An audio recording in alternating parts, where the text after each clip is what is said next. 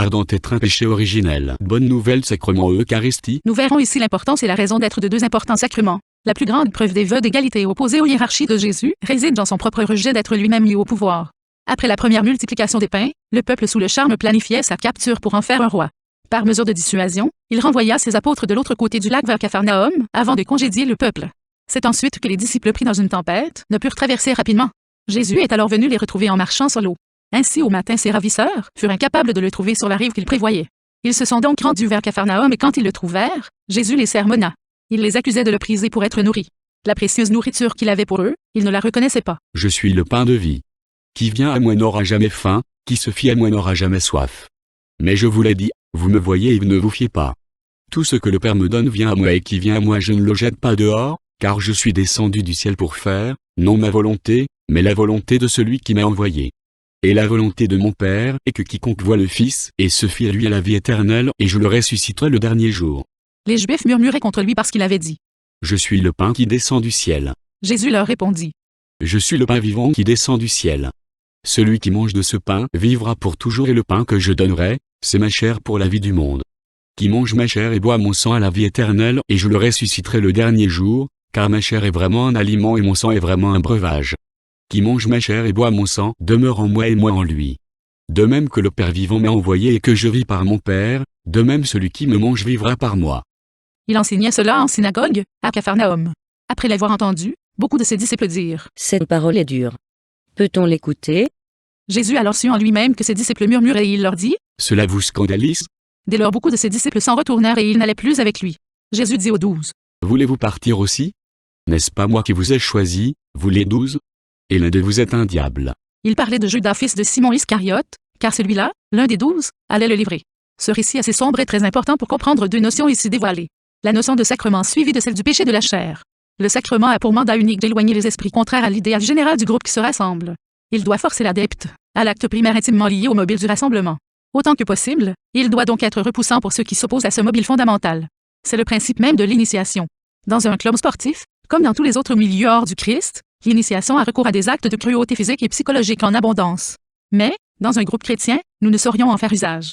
L'opposition radicale du christianisme va contre la cruauté et vers l'amour des uns et des autres.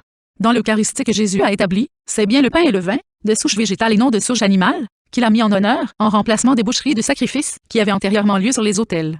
C'est aussi en ce sens que Jésus a souhaité faire figurer son propre corps dans ce pain et son sang dans le vin. Il a donc voulu insister tout au long des siècles sur l'abomination qu'engendre le péché de la chair, le péché originel. Par ce sacrifice de sa personne, il a fait un modèle d'injustice ultime, aux yeux du plus grand nombre. Ce péché d'apparence mineure sur les autels juifs lui a causé la mort.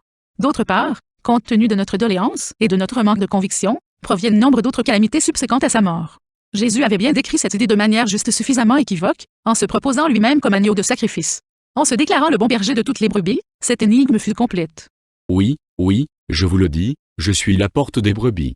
Tous ceux qui sont venus sont des voleurs et des bandits, mais les brebis ne les ont pas écoutés. Je suis la porte. Si quelqu'un entre par moi, il sera sauvé, il entrera et sortira et trouvera sa pâture. Le voleur ne vient que pour voler, égorger et perdre. Moi je suis venu pour qu'elles aient la vie et l'aient davantage. Je suis le bon berger. Le bon berger donne sa vie pour les brebis. Le salarié n'est pas le berger, ce ne sont pas ses brebis. Il voit venir le loup, il laisse les brebis et s'enfuit, et le loup les enlève et les disperse. Il est salarié, il ne se soucie pas des brebis. Je suis le bon berger, je connais mes brebis et mes brebis me connaissent, comme le Père me connaît que je connais le Père, et je donne ma vie pour les brebis. J'ai d'autres brebis qui ne sont pas de cet enclos. Je dois les mener, elles entendront ma voix, et il n'y aura qu'un troupeau et qu'un berger. L'Eucharistie est un rite initiatique, intègre dans le dogme d'amour. Il se doit être pénible à souhait et concret à souhait. Or ces deux choses ne peuvent être réunies autrement que par l'imagination. Le fait de manger et de boire permet au moins d'assister l'imagination, mais la nature pacifique parfaite de la denrée, que sont le pain et le vin, éloigne de l'esprit de cruauté, que l'Eucharistie dénonce. En nous identifiant au Christ, en cherchant à l'intégrer en nous, nous acquérons le désir d'assumer ses principes périlleux. Nous nous remémorons son crucifiement, et nous acceptons de défendre son idéal avec le même risque. Proposer un rituel plus exigeant équivaut à s'exclure de l'intégrité. En proposer un nombre accru équivaut à menuiser l'importance de ce dernier. L'individu incapable de comprendre le sens profond de l'Eucharistie qui le répugne n'est pas non plus capable de comprendre l'essentiel du message pacificateur. Il n'est pas non plus capable de partager des buts en ce sens. Il faut faire un retour au récit plus haut ou avant même que Jésus ait institué son Eucharistie, les seuls mots de Jésus en avaient répugné plusieurs. La veille, Jésus avait secouru ses disciples en détresse dans une tempête. Le sermon rude et horripilant, qui suivit le lendemain, et la teneur des propos satellites, laissent comprendre que Jésus avait perdu confiance en plusieurs disciples et qu'il souhaitait sévèrement faire fuir les plus dangereux. Ce récit témoigne que sa stratégie a bien fonctionné, mais Judas est resté à bord. Il est resté à bord jusqu'à l'institution officielle de l'Eucharistie, le moment précis où Judas l'a véritablement abandonné. Cette institution avait donc été trop tardive. Nous savons donc que ce sacrement protège l'union. Il faut ici faire une parenthèse importante pour éviter plus tard de faire une vaste récapitulation. Les jours précédant la promesse de l'Eucharistie, Jésus a multiplié les pains et les poissons, il a calmé la tempête et marché sur les eaux. Il semble que ces miracles aient pu séduire Judas suffisamment pour qu'il veuille rester à sa suite, malgré sa rudesse langagière. C'est donc en ce sens que la trahison de Judas aurait pu être évitée si l'Eucharistie avait été mise en pratique avant que Judas ne soit témoin de ces miracles. Jésus n'aurait cependant pas fait un tel tollé au cours des siècles. Le succès de sa campagne contre les hiérarchies juives reposait sur ces miracles exposés aux yeux des néophytes.